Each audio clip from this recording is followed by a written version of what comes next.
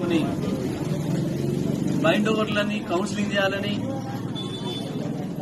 Counselling మీ వాళ్ళకి చేయాలి, అడ్డగోలుగా అధికారాన్ని దుర్వినియోగం చేస్తున్న వాళ్ళకి చేయాలి, గతంలో రౌడీ షీటర్లుగా నమోదైన వాళ్ళకి చేయాలి.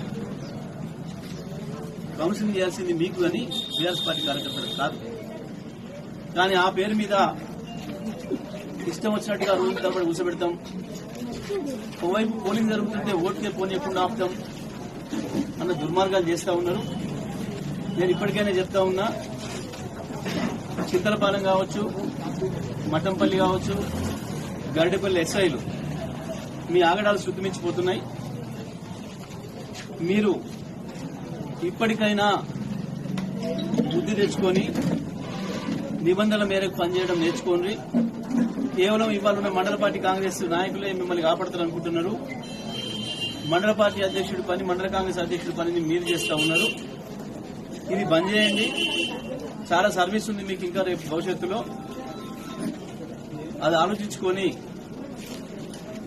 రేపు చట్టానికి చిక్కే పరిస్థితి తెచ్చుకోకండి. మీరు మీ మీద కూడా కేసులు అయ్యే పరిస్థితి కూడా తెచ్చుకోవద్దని చెప్పి నేను వాళ్ళకి హెచ్చరిస్తా ఉన్నా. హుజూర్నగర్ సిఐ కూడా చాలా తప్పులు చేస్తా ఉన్నారు. ఇప్పటికే మీ చిట్టా పెద్దగా అయింది. మా పార్టీకి సంబంధించిన సర్పంచ్ అభ్యర్థులు తీసుకుపోయి భయపెట్టించి కాంగ్రెస్ పార్టీ వాళ్ళకి అప్పచెప్పడం మీరు చేస్తున్న పని. గ్రామాలలో ఉన్న మా వాళ్ళని ఉదయం నుంచి సాయంత్రం వరకు కూర్చోబెట్టుడు, మేము కౌన్సిలింగ్ చేస్తున్నామని, బైండ్ ఎవరని. కేసులున్న వాళ్ళేం ఊళ్ళో ఉన్నారు, రౌడీ హిస్టరీ చరిత్ర ఉన్న వాళ్ళు ఊళ్ళో ఉన్నారు. ఏ కేసులు లేనటువంటి అమాయకులైన వాళ్ళని తీసుకొచ్చి మీరు స్టేషన్ బృందం కూర్చోబెడుతున్నారు. ఇవన్నీ కూడా మానుకోవాలని చెప్పి నేను హెచ్చరిస్తా ఉన్నా. ఏం చేసినా సరే బీఆర్ఎస్ పార్టీ కార్యకర్తలు నిలవకుండా పోరాటం చేస్తున్నారు, వీరోచితమైన పోరాటం చేస్తున్నారు. పర్టికులర్ గా హుజూర్నగర్ నియోజకవర్గంలో ఇంత తీవ్ర నిర్బంధం మధ్యన కూడా ఇంత పోరాటం చేస్తున్న మా బీఆర్ఎస్ పార్టీ కార్యకర్తలను అభినందిస్తా ఉన్నా.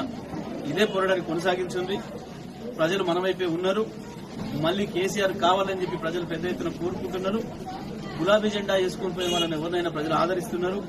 తప్పకుండా ఇదే స్ఫూర్తితో ఇంకా ఈ 2 రోజులు కూడా పనిచేయాలని, తప్పకుండా ప్రజలు మీ వైపు మీకు ఫలితం ఇస్తారని మేము ఆశిస్తా ఉన్నాం. ఇప్పటికీ నేను ఉత్తమ్ కుమార్కి చెప్తా ఉన్నా, ఒక్కసారి రివ్యూ చేసుకో మీ పని విధానం మీద.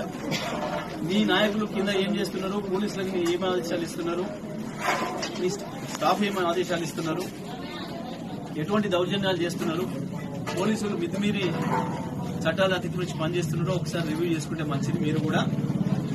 మీరు భయపెట్టించి దౌర్జన్యాలు చేసి టెక్నికల్ గా ఏదైనా 1-2 సీట్లు అదనంగా గెలిస్తే గెలవచ్చాం కానీ ప్రజల మనసులు మాత్రం గెలవలేరు.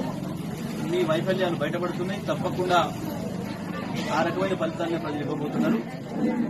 ఇప్పటికైనా పద్ధతి మార్చుకుంటే మంచిదని చెప్పి ఉత్తమ్ కుమార్ రెడ్డి గారు సూచిస్తా ఉన్నారు.